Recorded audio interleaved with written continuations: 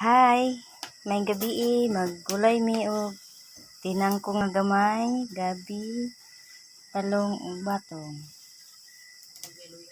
Mao ni sud-ana mo sa mong panihapon. Ang magluto ani akong anak nga si Kinit. Ready na ang ihang kuan, lutuanan. Siga na kayo. Dara akong anak nga mo'y muluto sa among panihapon. Siya ang magluto karon kay labad kay kong ulo.